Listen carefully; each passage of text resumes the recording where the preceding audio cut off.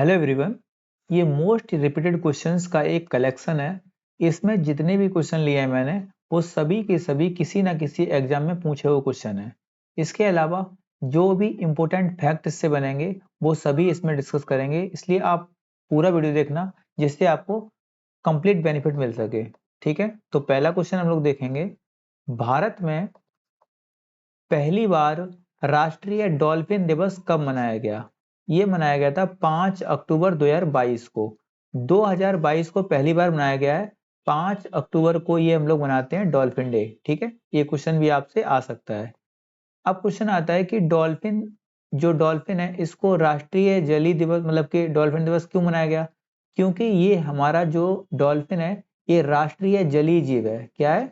राष्ट्रीय जलीय जीव है। एक क्वेश्चन यहां से बन जाएगा कि इसको राष्ट्रीय जलीय जीव कब घोषित किया गया था? तो ये जलीय जीव घोषित किया गया था 2009 में। एक और इंपॉर्टेंट क्वेश्चन बन जाएगा कि डॉल्फिन कहाँ रहती है? तो ये रहती है गंगा में। ठीक है, सबसे ज्यादा गंगा में पाई जाती है डॉल्फिन। इसके अलावा वर्ल्ड में पूछ लेगा तो सबसे ज्यादा कहाँ पाई जाती है? तो वर्ल्ड में होती है अमेजोन में। ठीक, ध्यान रखेंगे, अमेजोन रिवर में। एक और क्वेश्चन यहाँ बन जाएगा कि गंगा को भी राष्ट्रीय नदी घोषित किया गया, तो वो कब किया गया था? तो 2009 में, 2008 में, सॉरी। ठीक है, 9 में इसको किया गया है, 8 में गंगा को किया गया है। गंगा हमारे यहाँ की राष्ट्रीय नदी है। ठीक है,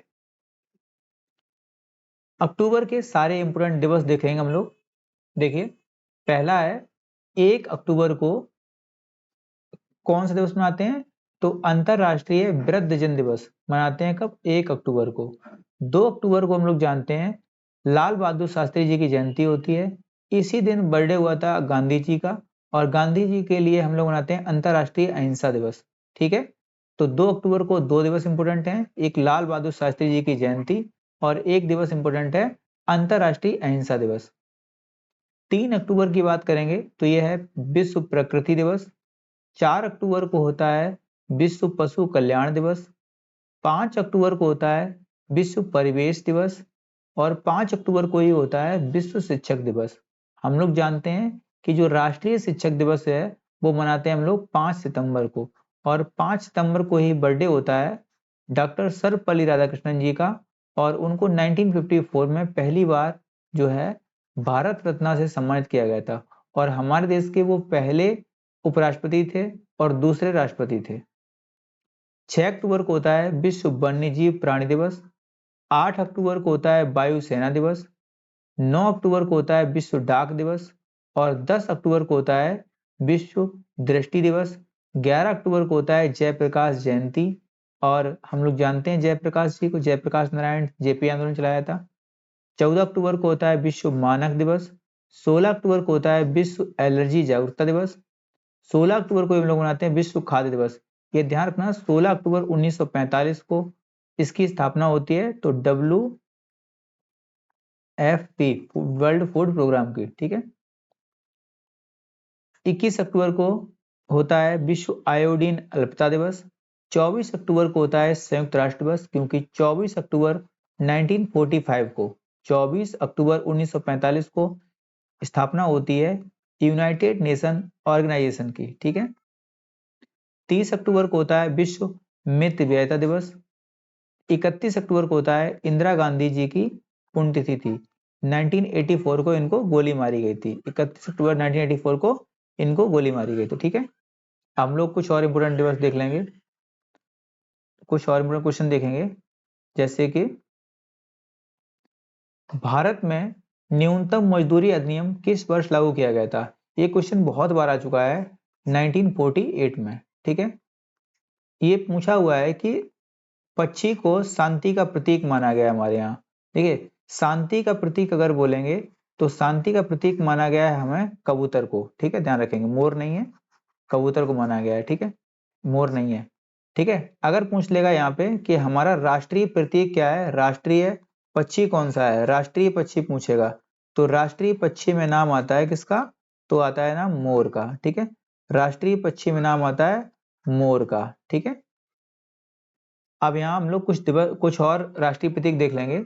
जैसे राष्ट्रीय ध्वज हमारा कौन सा है? तो हमारा तिरंगा है। और तिरंगे का निर्माण किसने किया था? तो पिंगली वेंकैया जी ने। किसने किया था? पिंगली वेंकैया, ठीक है, ध्यान रखेंगे, ठीक है, पिंगली वेंकैया। राष्ट्रीय चिन्ह हम जानते हैं, ये अशोक के स्तंभ से लिया गया था हमारा, इसे अशोक स्तंभ बोलते हैं इसीलिए, ठीक है, नेशनल एम्बलम है ये, ठीक है।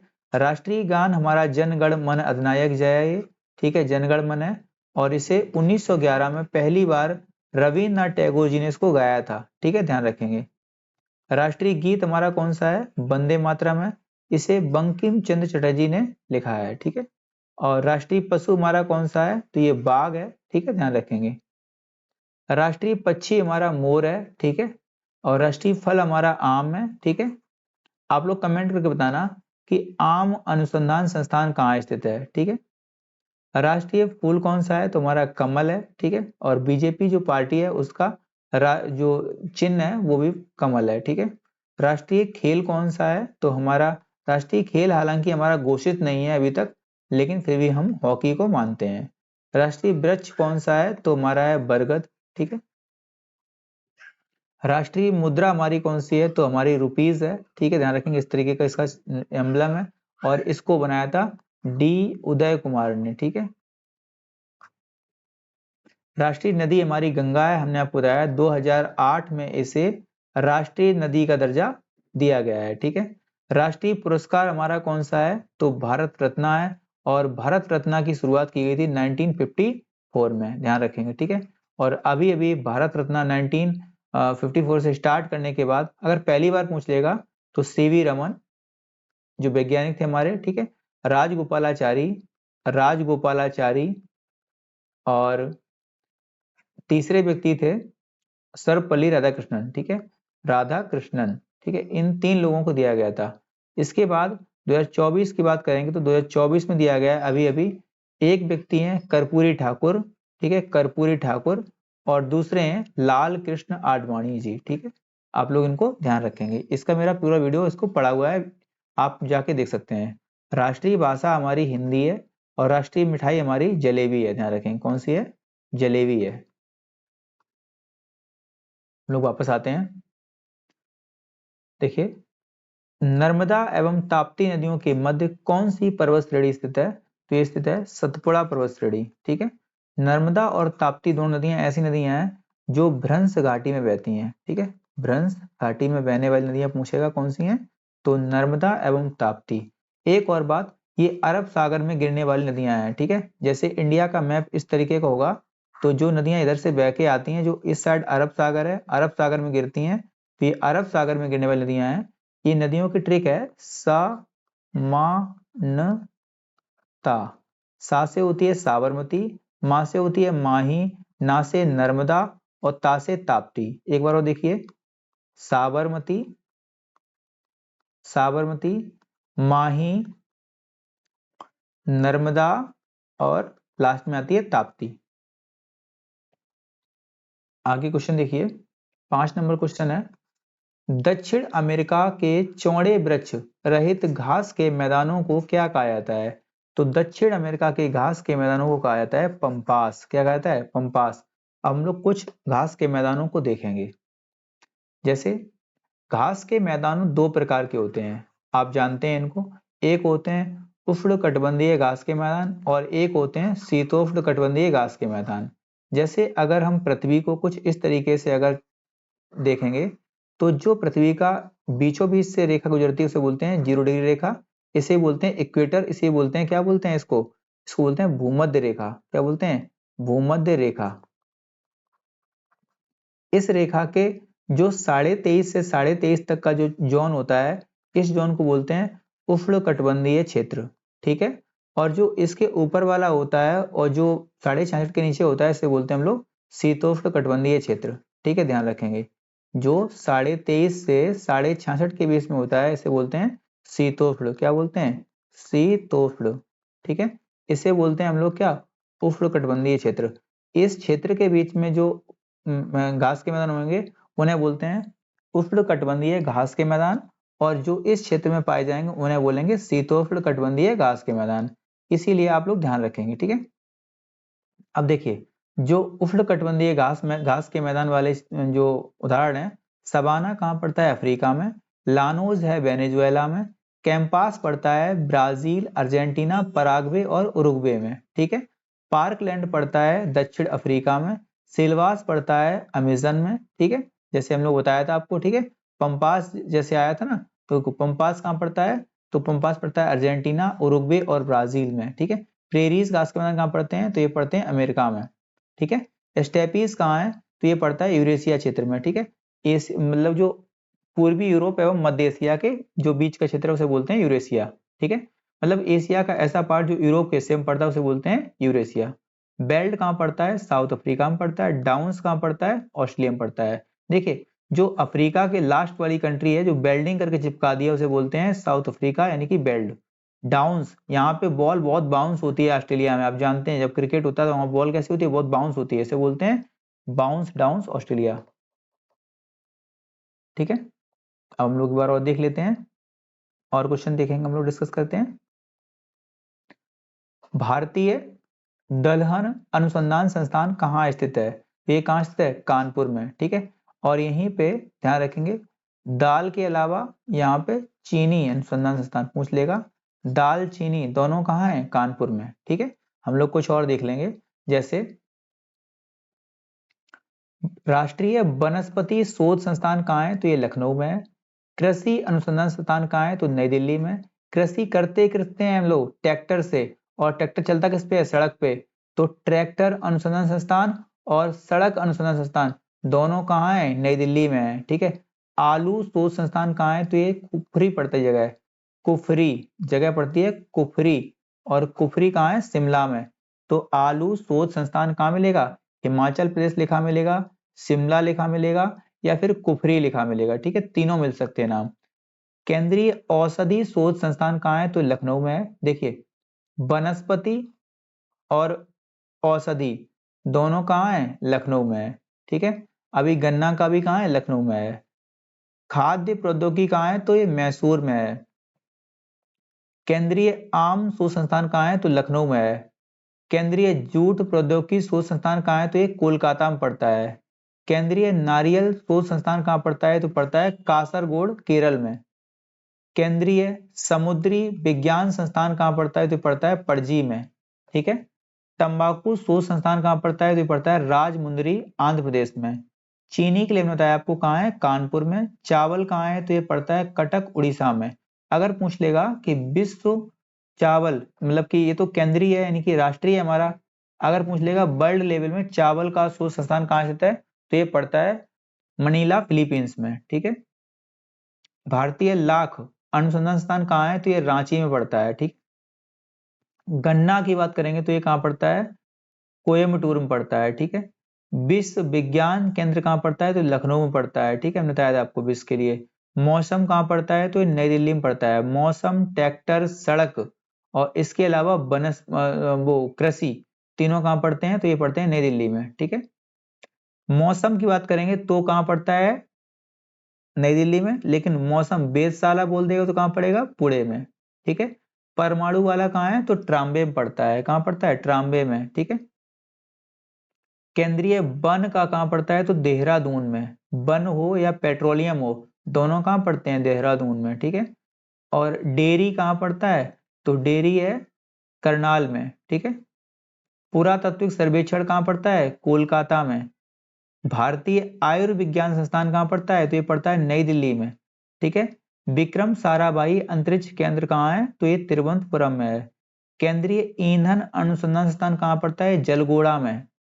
चमड़ा का कहाँ पड़ता है, चेन्नई में। चा से चमड़ा याद कर लीजिए, चा से चेन्नई याद कर लीजिए, ठीक है। और केंद्रीय खनन अनुसंधान संस्थान, जिसके पास धन होता है वो कैसे कैसे करता है, जेब में खनन खनन करता है, तो याद कर लीजिए खनन का कहाँ है, धनबाद में, ठीक है। कपड़ा उद्योग कहाँ है, तो ये अहमदाबाद में है, ठीक है। भारत का मैनचेस्टर ऑफ इंडिया भी क्या है, अहमदाबाद, इसीलिए है, ठीक है। केंद्रीय सड़क कहाँ पड़ता है, तो नई दिल्ली में। होता है सड़क पे क्या चलता है, ट्रैक्टर चलता है। ट्रैक्टर क्या करता है, कृषि करता है, और कृषि करता है तो मौसम जब चेंजमेंट होता है तभी तो कृषि अच्छी होती है, ठीक है। तो सब कहाँ है, नई दिल्ली में। केंद्रीय भवन निर्माण अनुसंधान संस्थान कहाँ है, रुड़की में, ठीक है। जब भवन का निर्माण होता है उसमें क्या लगता है, खिड़की लगती है, तो यहाँ से क्या है, रुड़की। ठीक है। प्लाज्मा के लिए कहाँ है? गांधीनगर में। ये प्लाज्मा वाला बहुत पूछता है एग्जाम में। भारतीय खगोल विज्ञान, देखिए हमारा जो अंतरिक्ष वाले कार्यक्रम कहाँ होते हैं? बेंगलुरु में होते हैं सारे के सारे, तो इसलिए कहाँ है? बेंगलुरु में। ट्रैक्टर के लिए कहाँ होता था? नई दिल्ली में। ठीक है। और केंद्रीय कांच मृत्तिका अनुसंधान संस्थान कहाँ है? कोलकाता में। ठीक है। कांच की चीजें हों या फिर जो पुरानी चीजें हैं जिसे बोलते हैं पुरातत्व वाला, तो कहाँ है? कोलकाता में। भारतीय रासायनिक जैविकी संस्थान कहाँ है? तो ये कहाँ पड़ता है? कोलकाता में। ठीक है। अब इसके बाद जितने भी क्वेश्चन हैं हम लोग फिर से देखेंगे एक बार।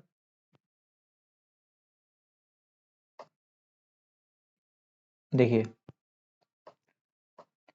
भारत में अंग्रेजी शिक्षा को किसने शुरू किया था? तो ध्यान रखेंगे लॉर्ड मैकाले ने। 1833 में इसने सिफारिश की थी, किसके लिए? भारत में अंग्रेजी शिक्षा के लिए इसने सिफारिश की थी। ठीक है, ध्यान रखेंगे। तो लॉर्ड मैकाले को जाता है इसका श्रेय। भारत छोड़ो आंदोलन के समय कांग्रेस रेडियो का संचालन किसने किया था?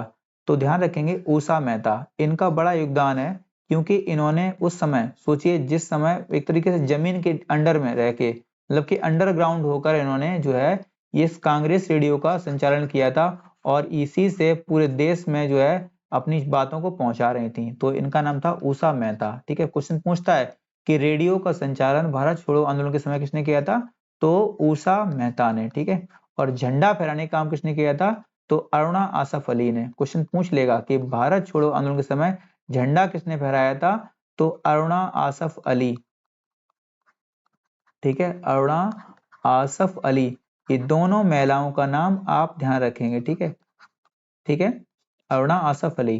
ठीक है। और इसी ये स्टार्ट कब हुआ था? तो ध्यान रखेंगे, हालांकि 8 को इसकी स्टार्टिंग मानी जाती है, पास हुआ था 9 अगस्त 1942 को इसकी स्टार्टिंग होती है। और ये क्यों स्टार्ट हुआ था? क्योंकि क्रिप्स मिशन के बाद जो है गांधी जी ने बात नहीं मानी थी, इसीलिए कहा भारत छोड़ो आंदोलन। ठीक है। और यहीं पे नारा दिया था कौन सा वाला? आप लोग कमेंट बताएं, नारा कौन सा दिया गांधी जी ने यहाँ पे? बहुत फेमस नारा है, हमने देखा है भी, 9 अगस्त 1942 को। ठीक है। नारा इसमें लिख के आ ही गया है, करो या मरो, तो कोई मतलब नहीं है। बाद में कोई और क्वेश्चन पूछ लेंगे आपसे। देखिए, दुलहस्ती पावर स्टेशन किस नदी पर स्थित है? दुलहस्ती किस नदी पर स्थित है? चिनाब। ठीक है, ध्यान रखेंगे। हमने एक ट्रिक बताई दी आपको, बहुत फेमस ट्रिक है वो। साबास दूल्हा तू झेल। ठीक है, साबास दूल्हा तू झेल। सा से है सालार, बा से है बगलियार, और सा से पड़ता है सतलज, दू से पड़ता है दुलहस्ती। ठीक है, ये सब जो है कहाँ है? और तुलबुल, तुलबुल किस पड़ती है? झेलम पे पड़ती है। ठीक है, ये सब किस पड़ती है? चिनाव पे पड़ती हैं। ठीक है। जल के आयतन के आधार पर विश्व की सबसे बड़ी नदी कौन सी है? जल के आयतन के आधार पे विश्व की सबसे बड़ी नदी पूछेगा तो कौन सी है?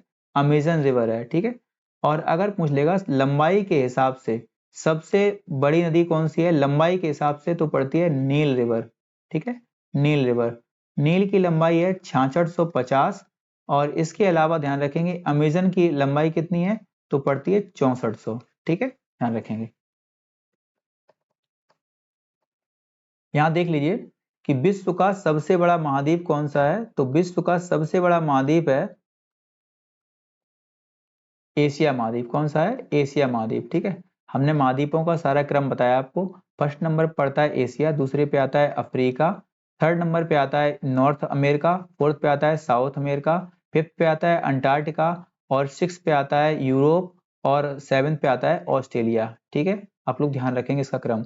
विश्व का सबसे छोटा महाद्वीप कौन सा हो जाएगा? ऑस्ट्रेलिया। विश्व का सबसे बड़ा एवं सबसे गहरा महासागर कौन सा है? तो ये पड़ता है प्रशांत महासागर। ठीक है।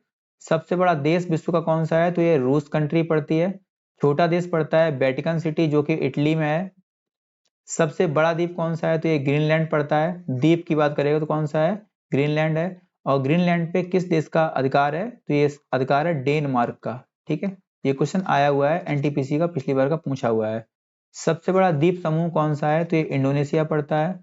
सबसे बड़ा नदी द्वीप कौन सा है? तो ये पड़ता है माजुली, जो कि ब्रह्मपुत्र नदी पर स्थित है। सबसे बड़ा डेल्टा कौन सा है? तो ये पड़ता है सुंदरबन डेल्टा, जो कि भारत में स्थित है।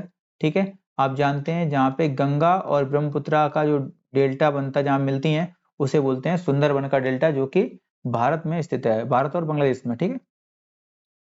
सबसे लंबी नदी हमने बताई थी आपको कौन सी है, नील नदी है।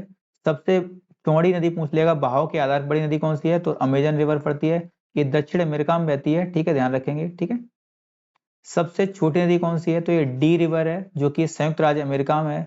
सबसे बड़ा सागर पूछ लेगा कौन सा है, तो दक्षिणी चीन सागर है, ये बड़ा सागर पूछ रहा है, ठीक है, महासागर नहीं। सबसे अधिक जनसंख्या वाला देश कौन सा है, तो अभी प्रेजेंट टाइम में चीन नहीं रहा है, हालांकि इंडिया आ जाएगा, ठीक है। अभी हमारी जनगणना जो है 2011 पे आधारित पे है, ठीक है, ध्यान रखोगे। सबसे ऊंचा जलप्रपात कौन सा है, तो ये पड़ता है एंजल जलप्रपात, साल्टो एंजल जलप्रपात, जो कि वेनेजुएला में स्थित है, ठीक है, वेनेजुएला में, ठीक है। सबसे बड़ी झील कौन सी है, तो ये कैस्पियन सी। आप लोग कमेंट बताना कि वेनेजुएला की कैपिटल क्या है, ठीक है, वेनेजुएला की कैपिटल क्या है, ठीक है। और वेनेजुएला जो कंट्री है ये किस चीज में ज्यादा संपन्न है, ठीक है। अमेरिका ने हालांकि प्रतिबंध लगा रखा है इस पे। सबसे ऊंचा पठार कौन सा है, तो ये पामीर नॉट पड़ता है, जो कि तिब्बत में पड़ता है।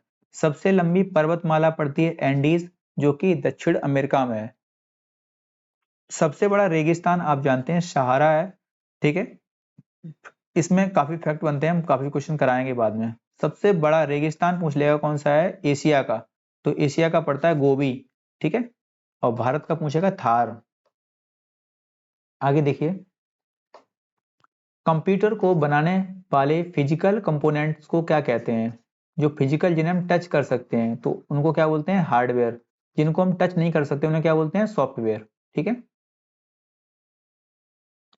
कंप्यूटर की पीढ़ियां देख लीजिए एक बार, ये क्वेश्चन आता है, ठीक है। पहली पीढ़ी कंप्यूटर की कौन सी थी, तो इसमें जो हार्डवेयर का यूज होता है उसे बोलते थे वैक्यूम ट्यूब, ठीक है। और इसकी खोज जिसने की थी जॉन एकर्ट ने, ठीक है। इसका नाम आया हुआ है एग्जाम में बस, बाकी आप याद करिए ना करिए, ठीक है, चल जाएगा।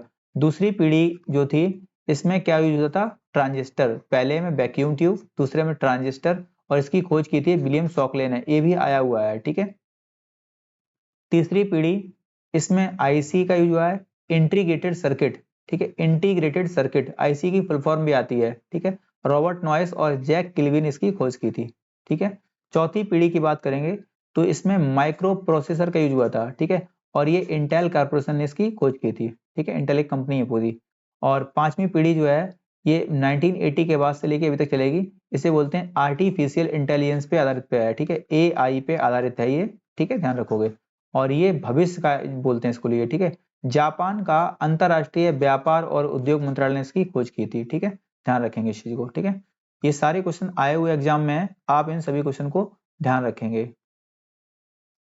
आगे देखिए, बच्चों में सूखा रोग तथा वयस्कों में ऑस्टियोपोरोसिस रोग किस विटामिन की कमी के कारण होता है, तो विटामिन सी की कमी के कारण होता है। और विटामिन सी का सबसे अच्छा जो स्रोत है उसे बोलते हैं आंवला, क्या बोलते हैं, आंवला, ठीक है। हमने ट्रिक आपको बताई थी, इसका जो वैज्ञानिक नाम होता है उसके हिसाब से क्या हो जाएगा, एस्कॉर्बिक एसिड, क्या हो जाएगा, एस्कॉर्बिक एसिड, ठीक है, एस्कॉर्बिक एसिड। एक विद्युत सर्किट में किसी फ्यूज तार का उपयोग किसके लिए किया जाता है, तो सर्किट में प्रवाहित होने वाली अधिक विद्युत धारा को रोकने के लिए इसका यूज किया जाता है। डाम्फा वन्य जीव अभयारण्य किस भारतीय राज्य में स्थित है, डाम्फा बहुत बार आया हुआ है, कहाँ स्थित है, मिजोरम में, ठीक है। इसके पूरा वीडियो मेरे यूट्यूब चैनल पर पड़ा हुआ है, आप लोग सारे वन्य जीव अभयारण्य देख सकते हैं, ठीक है, सर्च कर लेना, ठीक है। उसके आगे डाल देना चेकमेट एग्जाम्स, ठीक है, चेकमेट एग्जाम्स, अच्छा वीडियो पड़ा है इसका पूरा कंप्लीट, ठीक है। आगे देखिए, संयुक्त राष्ट्र की संयुक्त राष्ट्र संघ की सुरक्षा परिषद में कुल कितने स्थायी मेंबर हैं, तो स्थायी मेंबर की संख्या पूछेगा कितनी है, तो 5 है, ठीक है। स्थायी मेंबर की संख्या 5 है, और अस्थायी मेंबर की संख्या कितनी होती है, 10 होती है, ध्यान रखेंगे। प्रत्येक 2 साल में मतलब उनके मेंबर की जो संख्या होती है 10 होती है। जो अस्थायी होते हैं इनका कार्यकाल जो होता है एक टर्म में 2 वर्ष का होता है, ठीक है। आप देख लीजिए जो स्थायी मेंबर हैं उनमें नाम आता है, इसके लिए मैंने आपको ट्रिक बताई थी कई बार, ठीक है। आप ट्रिक देख लीजिए इसकी, आप ट्रिक देख लीजिए, इसकी ट्रिक है FRACE। एफ से होता है फ्रांस, आर से होता है रूस, ए से अमेरिका, सी से चाइना और ई से इंग्लैंड, ठीक है। यहाँ पे देखिए अमेरिका, ब्रिटेन, और फ्रांस, रूस और चीन, ये 5 इसके स्थायी मेंबर हैं। इन्हीं 5 कंट्रियों को वीटो पावर दी गई है, ठीक है। इंडिया इसके लिए प्रयासरत है। हालांकि इंडिया हर 2 साल में 5 देशों के लिए चुनाव होता है। ये 5-5 करके 10 देश होते हैं जो अस्थायी मेंबर इसके बनते हैं, ठीक है। जैसे अभी प्रेजेंट टाइम में इंडिया इसका 8वीं बार मेंबर बना है अभी हाल ही में, ठीक है, ध्यान रखोगे। और 21 और 22 में रहेगा, वो 22 21 और 21 से लेके 22 से लेके 23 तक रहेगा, ठीक है। तो अभी इस बार इसकी खत्म हो जाएगी वो, मतलब कि एक तरीके से खत्म हो जाएगा कार्यकाल। 52वें संविधान संशोधन अधिनियम द्वारा वर्ष 1985, ये ध्यान रखना, 52nd अमेंडमेंट कब होता है? 1985 में। कौन सी अनुसूची को भारतीय संविधान में जोड़ा गया था? तो ये थी 10वीं अनुसूची। एक क्वेश्चन आपसे कई बार पूछा गया है, और इस 10वीं अनुसूची में दिया क्या गया था? तो दल बदल कानून, दल बदल कानून, ठीक है। इस कानून को 1985 में राजीव गांधी की सरकार लाई थी, ठीक है। जिस समय राजीव गांधी पीएम थे उस समय लाई थी। एक एक विधायक थे हरियाणा में, हरियाणा में एक विधायक थे, उनका नाम था गयाराम। उन्होंने एक ही महीने के अंदर 3 बार पार्टी चेंज की, जिससे क्या हुआ कि हरियाणा में 3 बार सरकार का परिवर्तन आया। इसीलिए क्या हुआ कि राजीव गांधी एक अधिनियम लाए, जिसके बाद क्या हुआ, जो व्यक्ति अपनी पार्टी से चुन के आया है और उसकी विचारधारा को फॉलो नहीं करता है, तो उस मतलब की जो पार्टी का मेंबर अध्यक्ष होता है, वो क्या करेगा, उसकी अध्यक्षता को रद्द कर देगा, ठीक है। और इसके लिए कई प्रावधान है, 10वीं अनुसूची हम पूरी पढ़ा चुके हैं आपको। आप जो है इसका वीडियो पूरा पढ़ा हुआ है, आप देख सकते हैं उसको। भारतीय संविधान का कौन सा अनुच्छेद राष्ट्रपति के पद के लिए पुनः निर्वाचन योग्यता निर्धारित करता है? ठीक है, 57 है। हालांकि देखिए पूरा हम आपको दिखाते हैं इसके, देखिए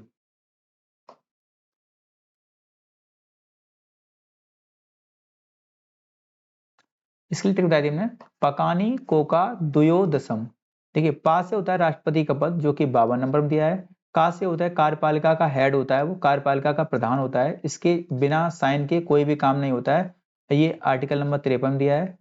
नी से होता है निर्वाचन, उसका 54 नंबर आर्टिकल दिया है। निर्वाचन आप जानते हैं लोकसभा और राज्यसभा के जितने भी निर्वाचित मेंबर होते हैं, और विधानसभा के जितने भी विधानसभा के लिए चुन के आए मेंबर, वो सभी व्यक्ति इसके निर्वाचन में भाग ले सकते हैं।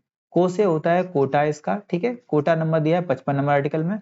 और का से होता है कार्यकाल, जो कि 56 नंबर आर्टिकल में दिया है, कोटा कार्यकाल, ठीक है। 57 में दिया है दोबारा निर्वाचन, यही क्वेश्चन पूछा गया था, दोबारा निर्वाचन किसने दिया? 57 नंबर में, ठीक है। और यो से होता है उसकी योग्यताएं, ठीक है, योग्यताएं उसकी होती हैं, ठीक है। जैसे एज का बाउंडेशन होता है 35 साल, ठीक है, 15,000 रुपए जमा करने पड़ेंगे, ठीक है। बहुत सारी शर्तें होती हैं, जैसे लोकसभा का मेंबर नहीं होना चाहिए, किसी भी स्थायी पद पर नहीं चाहिए, ठीक है, दिवालिया या पागल नहीं चाहिए, बहुत सारी शर्तें हैं, ठीक है। दशाएं शर्तें आती हैं 59 में, ठीक है। शपथ 60 में दिया है, और 61 में है महाभियोग, ठीक है।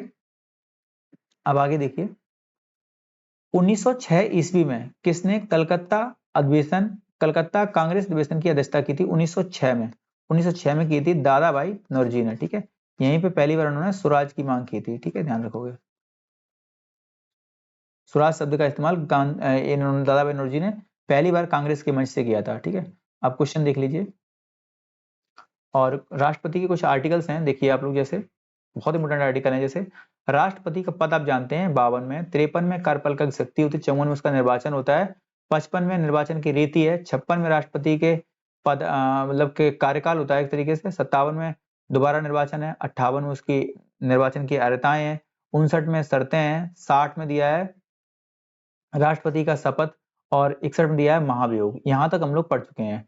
62 नंबर आर्टिकल से इंपोर्टेंट है यहाँ से, कि राष्ट्रपति के पद को, रिक्ति को भरने के लिए उसके समय को टाइम दिया गया है, ठीक है। 71 में दिया है राष्ट्रपति या उपराष्ट्रपति के निर्वाचन से संबंध में कोई भी निर्णय होता है तो वो कहाँ जाएगा? डायरेक्ट सुप्रीम कोर्ट में जाएगा, ठीक है। और 72 नंबर में उसके क्षमादान की शक्ति दी गई है, ठीक है। ये 5 प्रकार के क्षमादान दे सकता है वो। 73 नंबर में संघ की कार्यपालिका शक्ति का विस्तार कर सकता है कौन? राष्ट्रपति कर सकता है।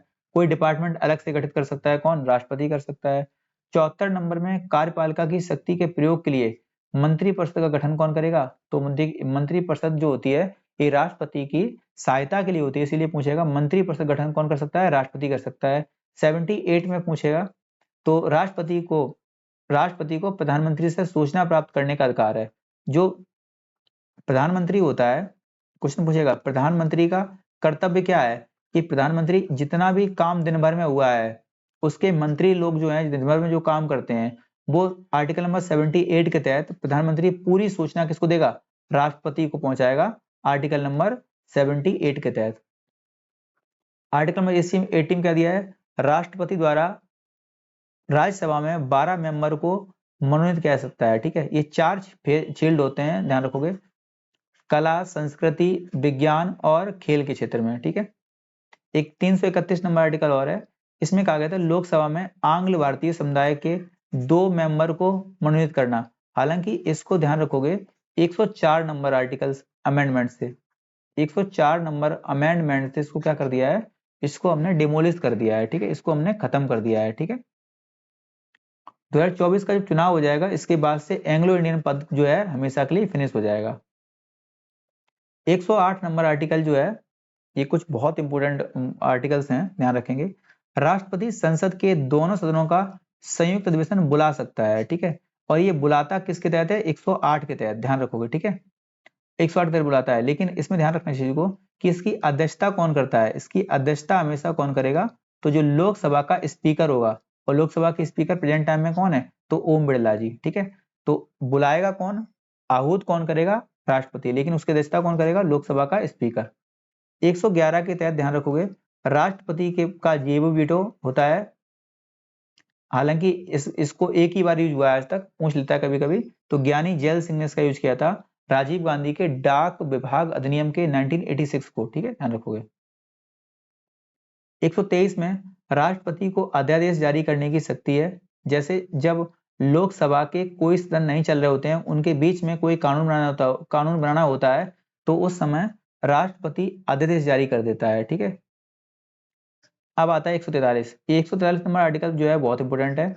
143 में दिया गया है कि राष्ट्रपति सुप्रीम कोर्ट से किसी भी जो भी कार्य देश में चल रहा है उसके लिए सलाह मांग सकता है, लेकिन सुप्रीम कोर्ट राष्ट्रपति को सलाह देने के लिए बाध्य नहीं है, और अगर सुप्रीम कोर्ट सलाह राष्ट्रपति को देता है तो राष्ट्रपति उसे मानने के लिए भी बाध्य नहीं है। ठीक है, जैसे डॉक्टर शंकर दयाल शर्मा थे, तो उन्होंने 1992 के समय में एक मुद्दे पे सलाह मांगी थी, राम मंदिर के मुद्दे पे, लेकिन सुप्रीम कोर्ट ने उसे इनकार कर दिया था, कहा था कि ये धार्मिक मुद्दा है, आप मेरी बात मानेंगे, आपकी मतलब की होगी, नहीं मतलब की होगी तो आप नहीं मानेंगे, इसलिए सुप्रीम कोर्ट ने साफ इनकार कर दिया था सलाह देने के लिए।